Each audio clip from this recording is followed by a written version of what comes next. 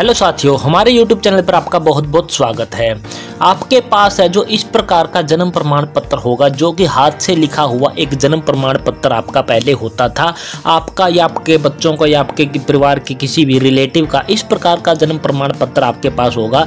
लेकिन आज की तारीख में ये वाले जन्म प्रमाण पत्र हैं जो वैलिड नहीं माने जाते हैं, क्योंकि अब है जो नए जो है जन्म प्रमाण पत्र है जो जारी कर दिए जा चुके हैं, जिन पर एक QR कोड आता है और उस QR कोड की मदद से है जो स्कैन करने के बाद है उसकी जो सत्यता है जो वो स्थापित की जा सकती है। तो आज के इस वीडियो में हम आपको सिखाने वाले हैं कि आपने इस प्रकार के हाथ से लिखे हुए जन्म प्रमाण पत्र को आपने है जो नए जन्म प्रमाण पत्र में किस प्रकार से बदलना है, यानी कि QR कोड वाला जन्म प्रमाण पत्र आपने इस जन्म प्रमाण पत्र से किस प्रकार से आपने बनाना है। तो इसके लिए आपने क्या करना है, सरल हरियाणा के इस ऑफिशियल पोर्टल को आपने है जो खोल लेना है। खोलने के बाद अपने लॉगिन आईडी पासवर्ड डालना, उसके बाद आपने यहाँ पर सबमिट पर क्लिक कर देना है। सबमिट पर क्लिक करते इस प्रकार का इंटरफेस खुलकर आपके सामने आ जाएगा और यहाँ पर अप्लाई फॉर सर्विस का एक ऑप्शन आपको दिखाई देने वाला है, इस पर क्लिक कर देना।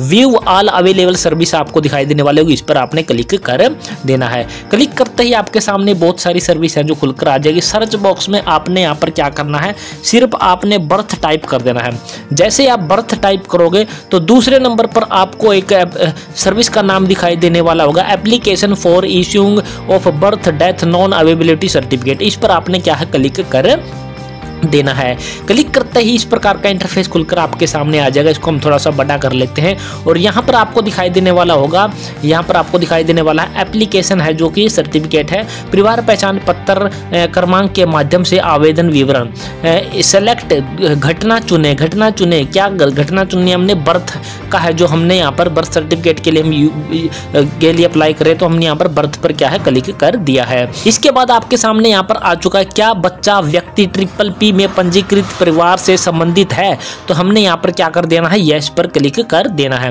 इसके बाद हमने वो है फैमिली आईडी डाल देनी है, यानी कि हमारे बच्चे या जो भी जिस भी मेंबर का हम यहाँ पर क्या बनाने वाले हैं, परिवार जो जन्म प्रमाण पत्र है जो ये नए वाला बनाने वाले हैं, उसकी जो है हमने यहाँ पर उससे संबंधित फैमिली आईडी यहाँ पर एंटर करनी है। उसके बाद click here to fetch family data पर क्लिक कर देना है।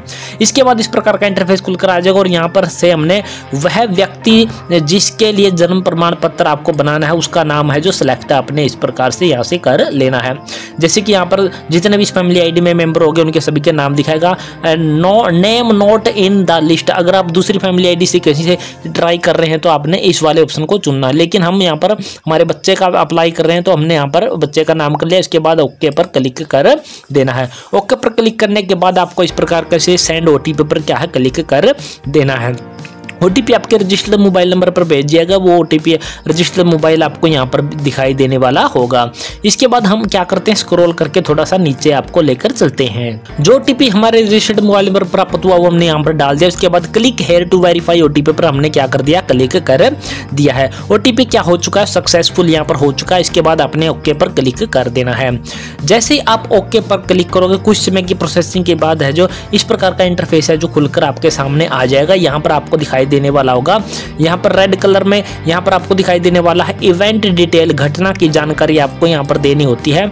यहाँ पर आपको लिखा हुआ है कि नोट, यदि किसी जन्म मृत्यु की घटना को 21 दिन के नियमित अवधि के भीतर पंजीकृत किया जाता है तो धारा 12 के तहत उद्धरण जन्म प्रमाण पत्र की एक प्रति निःशुल्क प्रदान करने का प्रावधान है।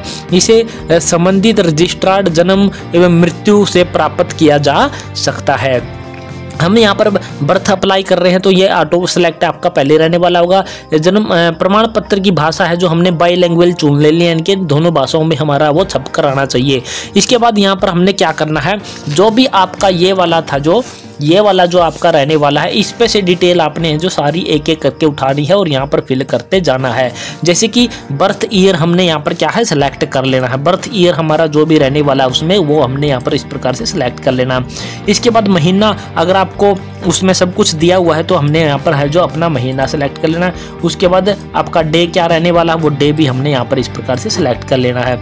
इसके बाद यहाँ पर आपको उसमें कोई पंजीकरण संख्या आपको दी गई होगी। वो पंजीकरण संख्या आपको कहाँ देखने को मिलेगी वो हम आपको यहाँ पर दिखा देते हैं।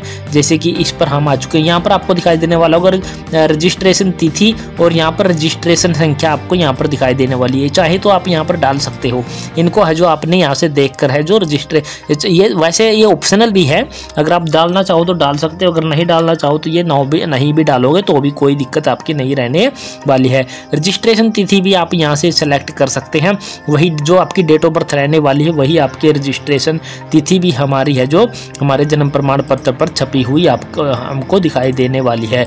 इस प्रकार से हमने ये चीज़ है जो सिलेक्ट कर ली है। ये था हमारा घटना की जानकारी, हमने ये सारा चीजें हैं जो फिल कर लिया। अब क्या करते हैं, हम स्क्रॉल करके है जो नीचे की तरफ आपको लेकर चलते हैं। यहाँ स्क्रॉल करके हम यहाँ नीचे आ चुके हैं। घटना स्थल का विवरण हमने यहाँ पर देना है कि हमारा जो जन्म हुआ है वो कहाँ पर हुआ, वो कैसे पता चलेगा, ये आपको फिर से हम यहाँ पर दिखा देते हैं ये वाला। तो यहाँ पर आपको स्टैंप लगी हुई दिखाई देने वाली होगी, जिस भी संस्थान से ये आपका जारी किया गया है उसी की डिटेल आपने अभी उसमें जो सेलेक्ट करनी होगी। जो भी डिटेल आपको स्टैंप यहाँ पर लगी हुई है या फिर आपको जो पता दिखाई देने वाला है या फिर यहाँ पर जो चीज़ें जो डिटेल आपको यहाँ पर दिखाई देने वाली वो चीज़ें आपने यहाँ पर फिल करनी है। जैसे कि यहाँ पर क्या है, प्लेस ऑफ द ऑक्यूरिंग, यानी कि आपका है जो जन्म कहाँ हुआ है, तो हम यहाँ पर क्या करते हैं डोमेस्टिक सेलेक्ट कर लेते हैं। ग्रामीण क्षेत्र में या फिर शहरी क्षेत्र में हम यहाँ पर ग्रामीण सेलेक्ट कर लेते हैं। इसके बाद यहाँ पर आपको दिखाई दे रहा है सामुदायिक स्वास्थ्य केंद्र और प्राथमिक स्वास्थ्य केंद्र। तो आपको CHC और एक है PHC, ये आपको कैसे पता चलेगा, जब आप इस वाले को देखोगे तो यहाँ पर आपको दिखाई देने वाला होगा ये, जैसे कि यहाँ पर दिखाई देने वाला है PHC है लिखा हुआ है, यहाँ पर भी आपको दिखाई देने वाला PHC, यानी कि PHC के द्वारा ये जारी किया हुआ है। तो हम यहाँ पर क्या कर लेंगे, यहाँ पर PHC को है सिलेक्ट कर लेते हैं। इसके बाद स्टेट हमारा यहाँ पर ऑटोमेटिकली सिलेक्ट होगा। इसके बाद हमने अपनी डिस्ट्रिक्ट का जो सिलेक्शन करना है, जो भी डिस्ट्रिक्ट आपकी रहने वाली है। उसके बाद प्राइमरी हेल्थ सेंटर जो भी आपका रहने वाला है वो आपने इस प्रकार से सिलेक्ट कर लेना है। इसके बाद place of birth in English में प्लेस ऑफ बर्थ का हमने इसी को है जो कॉपी कर लेना या फिर इसको टाइप कर देना है। इसके बाद जन्म का स्थान हमने यहाँ पर हिंदी में टाइप करना है। इसके बाद विलेज नाम अपना है जो यहाँ पर इंग्लिश में टाइप करना है। इसके बाद गांव का नाम हमने यहाँ पर हिंदी में टाइप करना है। इसके बाद पुलिस स्टेशन का नाम हमने यहाँ पर टाइप कर देना है। तो ये सारी चीज़ें हम क्या कर देते हैं, टाइप कर देते हैं। टाइप करने के बाद है जो अगला प्रोसेस आपको दिखाते हैं कि क्या रहने वाला है। यहाँ पर सारी डिटेल फिल करने के बाद है जो हम यहाँ पर स्क्रॉल करके नीचे आ चुके हैं और यहाँ पर व्यक्तिगत विवरण जिसके लिए प्रमाण पत्र जारी करना है उसकी डिटेल हमने यहाँ पर फिल करनी है। पहले सब जो हमने वहाँ पर डेट ऑफ बर्थ सेलेक्ट की थी वही डेट ऑफ बर्थ हमने यहाँ पर कैलेंडर खोल के है जो अपनी डेट ऑफ बर्थ को क्या है सेलेक्ट कर लेना है, जैसे कि हम यहाँ पर आपको करके दिखा रहे हैं। इस प्रकार से अपनी है जो डेट ऑफ बर्थ है जो सेलेक्ट कर लेनी है। इसके बाद अपने फैमिली आईडी से नाम ऑटोमेटिकली पहले से सिलेक्ट कर लिया था, वो हिंदी में भी इस साइड में ऑटोमेटिकली आपका आ जाएगा। जेंडर है जो फैमिली आईडी से ऑटोमेटिकली उठा लिया है। और ऑर्डर ऑफ द बर्थ है जो आपको यहाँ पर दिखाना होगा कि कौन से नंबर का आपका यह जन्म आपका रहने वाला है। तो हमने यहाँ पर है जो इस प्रकार से ऑर्डर है जो कैमे नंबर का बच्चा हमारा वो रहने वाला वो हमने सेलेक्ट कर लेना है।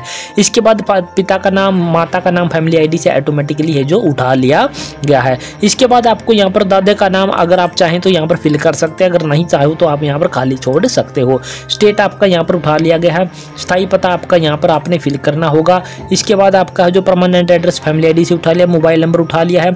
नेम ऑफ द एप्लीकेंट आपको यहाँ पर ऑटोमेटिकली पहले से ही उठा लिया है। तो यहाँ पर हम अब क्या है जो स्थायी पता है हमारा वो भी हम यहाँ पर है जो टाइप कर देते हैं। उसके बाद आगे की प्रक्रिया आपको करके दिखाते हैं। ईमेल आईडी आपको यहाँ पर दिखाई देने वाली होगी, चाहे तो आप यहाँ पर फिल कर सकते हो और चाहे तो इसको खाली भी आप छोड़ सकते हो। इसके बाद स्क्रॉल करके आपने नीचे की तरफ है जो आ जाना है।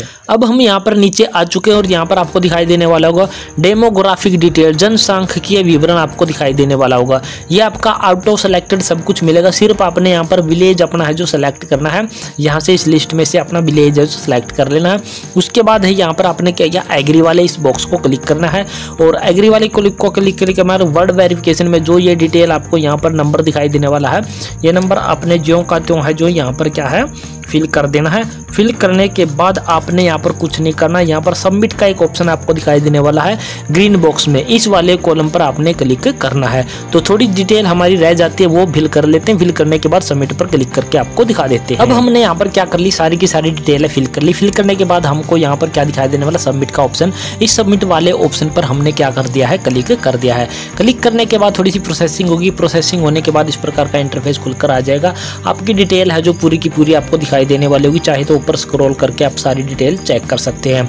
अगर आप डिटेल चेक नहीं करना चाहते हैं तो हमने यहाँ पर क्या करना है, अटैच एनेक्स्चर वाले इस ऑप्शन पर क्या है, सिंपली क्लिक कर देना होगा। जैसे ही आप इस पर क्लिक करोगे, क्लिक करने के बाद आपने क्या करना, आईडी प्रूफ आपने यहाँ पर अपलोड करना होगा। कौन सा आईडी प्रूफ आपने अपलोड करना है, वोटर आईडी कार्ड, दिव्यांग licence, passport, ID issued by private organisation, ID card issued by government, any other, PAN card, ration card, इनमें से कोई भी चीज़ है जो आप यहाँ पर क्या आईडी के तौर पर है जो अपना है जो अपलोड कर सकते हैं। ये आईडी है जो किसकी तरफ से है जो आपने अपलोड करनी है, या आपने जो भी आपने एप्लीकेंट बनाया था उसकी आईडी प्रूफ है जो आपने यहाँ पर क्या है अपलोड कर देनी होगी। अपलोड करने के बाद आपने आगे प्रोसेस क्या करनी वो दिखा देते हैं। यहाँ पर हमने डॉक्यूमेंट सेलेक्ट कर लिया। सेलेक्ट क्या कर लिया हमने, एनी अदर डॉक्यूमेंट है जो हमने सेलेक्ट कर लिया, क्योंकि हमने जिसका भी जो जन्म प्रमाण पत्र हम अप्लाई करने वाले, वो बच्चे का जो है जन्म प्रमाण पत्र है जो हम अप्लाई करने वाले, उसका voter ID card, driving licence, passport, या कोई भी आईडी हमारे पास अवेलेबल नहीं है। हालांकि राशन कार्ड हमारे पास था, लेकिन हमने एनी अदर में गए हैं। हम एनी अदर में हमने क्या किया है, एक 200 KB की है जो PDF फाइल हमने बना ली है, 200 KB से नीचे की, और उसमें क्या क्या चीज़ें हमने लगाई हैं वो आपको बता देते हैं। ये जो हमारे पास जन्म प्रमाण पत्र था बच्चे का, ये वाला, और उसके साथ साथ उसका जो आधार कार्ड, उस बच्चे का आधार कार्ड, इन दोनों को हमने क्या कर दिया, कंबाइन कर दिया है, एक PDF फाइल बना दी है। PDF बनाने के बाद हमने यहाँ पर क्या कर दिया, अपलोड कर दिया।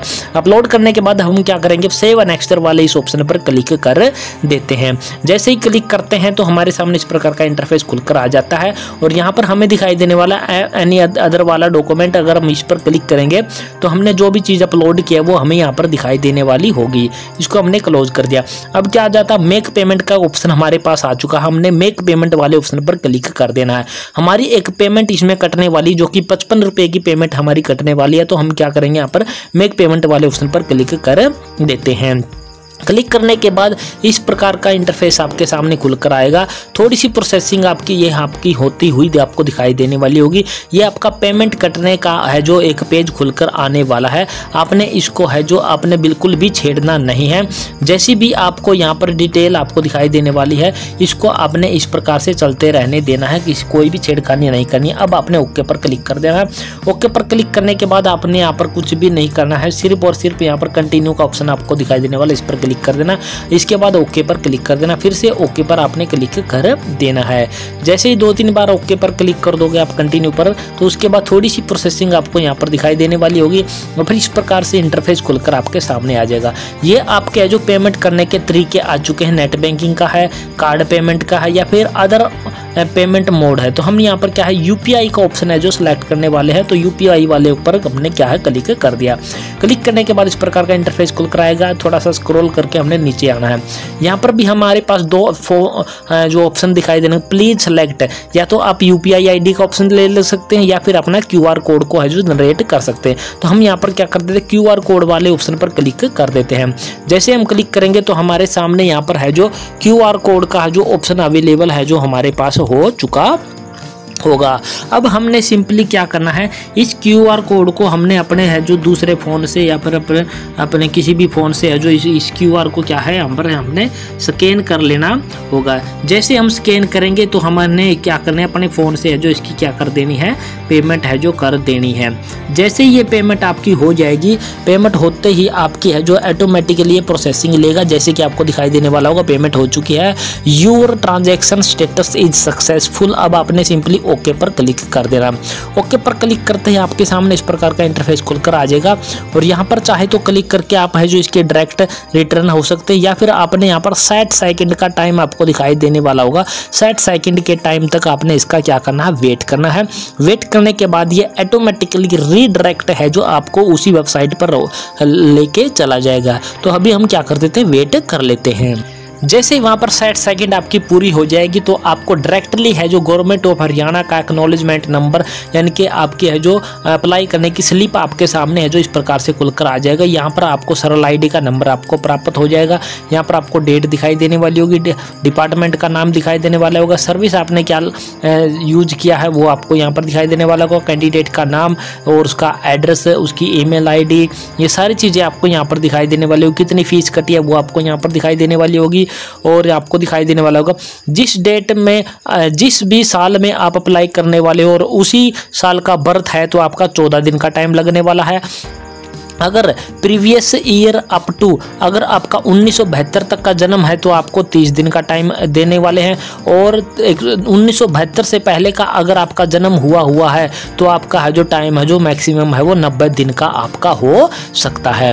तो इस प्रकार से आपने क्या करना होता है कि जो भी हाथ से लिखा हुआ जन्म प्रमाण पत्र आपके पास अवेलेबल है उसको QR कोड वाला जन्म प्रमाण पत्र में कन्वर्ट करने के लिए आपने है जो यह प्रक्रिया अपनानी है, जो कि हमने अभी आपको पूरी की पूरी प्रक्रिया है जो लाइव डेमो के साथ है जो करके दिखाई है। तो कुछ समय के बाद या फिर जो भी टाइम आपको यहाँ पर दिखाई देने वाला है आपके जन्म के अकॉर्डिंग है जो इन दिनों के अंदर अंदर आपको क्या है अपना है जो QR कोड वाला जन्म प्रमाण पत्र है जो आपको प्राप्त हो जाएगा। तो ये थी पूरी प्रक्रिया दोस्तों और आशा करते हैं हमारे द्वारा सिखाई गई प्रक्रिया आपको पसंद आई होगी। पसंद आई है तो हमारे चैनल को आपने क्या कर देना, सब्सक्राइब कर देना है। सब्सक्राइब करने के साथ साथ वीडियो को अपने दोस्तों मित्रों के साथ आपने शेयर जरूर कर देना है। तो जय हिंद, जय भारत दोस्तों।